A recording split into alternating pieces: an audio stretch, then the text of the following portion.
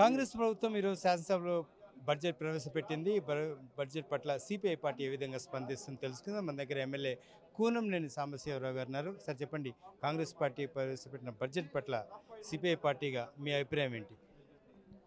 వాళ్ళ పరిధిగా చూస్తే ఉన్న దానిలో ఆ అనివార్య పరిస్థితుల్లో వాళ్ళ పరిధిగా పర్వాలేదు. వాళ్ళు అంతకంటే గత్యంతరం లేదు. రాష్ట్ర రాష్ట్ర పరిధిగా చూసినా కూడా ఈ ఉన్న దానిలో అంతకంటే బెటర్గా మరి ఎవరు చేయలేరు.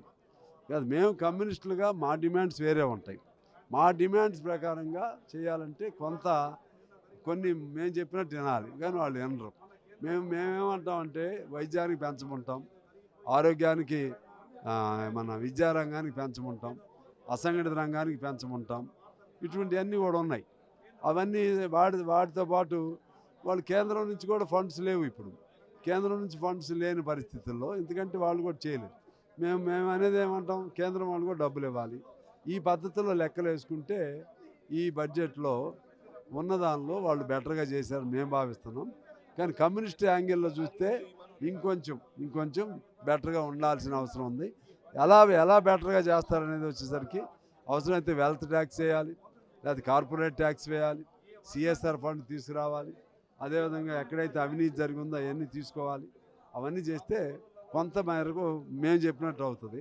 ఎందుకంటే బ్రహ్మదేవుని తీసుకొచ్చినా, ఆ కేసీఆర్ గారు వచ్చినా, ఇంకోళ్ళు వచ్చినా ఇంకో పద్ధతిలో వాళ్ళు చేయలేరు. మీరు ఈ ప్రతిపాదనలన్నీ కూడా బడ్జెట్ ముందు ప్రభుత్వానికి వినిపించే ప్రయత్నం చేశారా? బడ్జెట్ ఇప్పుడు పెడతాం. మళ్ళీ అప్రాప్రియేషన్ ఉంటుంది కదా, సహజంగా మేము సహజంగా పెడతాం. ఇప్పుడు పెట్టే చర్చ పద్దుల మీద ఇప్పుడే చర్చ జరగాలి. కానీ మనకేమో ఒక్కరోజు టైమే ఉంది. ఆ ఒక్కరోజు టైంలో ఇవన్నీ మాట్లాడాలి. విద్యా పద్దు ఉందనుకోండి, దాని మీద సెపరేట్గా మాట్లాడాలి. వైద్యం ఉంది, దాని మీద సెపరేట్గా మాట్లాడాలి.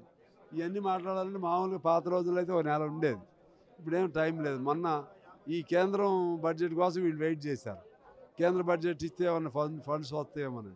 లేకపోతే వీళ్ళు ముందే జరుపుంటే కొంత టైం దొరికేది. కేంద్రం ఇట్లా ఫండ్స్ ఇవ్వరనే ఆలోచన వాళ్ళు కూడా చేయలేదు. అందువల్ల మీ అభిప్రాయం ఏంటి సార్? కేంద్ర బడ్జెట్లో తెలంగాణకి అసలు ఏమాత్రం గుర్తింపు రాలేదు, జీరో కేటాయింపులు. సిపిఐ పార్టీ ఎలా తీసుకుంటుంది దీన్ని? బీజేపీ దృష్టిలో తెలంగాణ లేదు. వాళ్ళు 8 మంది ఎంపీలు గెలిచినా వాళ్ళు బొమ్మలాట. ఇంకా 8 మంది ఎమ్మెల్యేలు ఉన్నా వాళ్ళకి బొమ్మలాటే, వీళ్ళకి కూడా ఆటే. వాళ్ళకి బీజేపీ దృష్టిలో అసలు దక్షిణాదే ఉండదు. దాని తోడు తెలంగాణ ఈసారి అసలే లేదు. ఒక ఏపీకి వచ్చేసరికి వాళ్ళ అవసరం కోసం వాళ్ళు చేశారు. అందువల్ల ఇవాళ ఇంత ఘోరంగా తెలంగాణకంటూ ప్రత్యేకమైన కేటాయింపులు, విభజన హామీ ఇవన్నీ లేకుండా చేయటం అనేది ఘోరం. అది ఆ పద్ధతిలో బీజేపీ దానికి మూల్యం చెల్లించాల్సిన అవసరం ఉంటుంది. Thank you sir. అది పరిస్థితి. ఖచ్చితంగా భారతీయ జనతా పార్టీ ఏదైతే తెలంగాణకి కేటాయింపులు చేయలేదో మూల్యం చెల్లిస్తుంది. అట్లాగే ఇక కొన్ని ప్రతిపాదనలు సిపిఐ పార్టీ నుంచి కాంగ్రెస్ ప్రభుత్వానికి సూచించాల్సి ఉంది. దాని ప్రకారం కేటాయింపు చేస్తే మరింత సంక్షేమం, అభివృద్ధిలో దూసుకెళ్లే అవకాశం ఉంటుంది రాష్ట్రం అనే అంశాన్ని సిపిఐ ఎమ్మెల్యే కూనంనేని సాంబశివరావు వ్యక్తం చేస్తున్న పరిస్థితులు కనిపిస్తున్నాయి. కెమెరా పర్సన్ రాజాతో హరికృష్ణ, వన్ ఇండియా తెలుగు, హైదరాబాద్.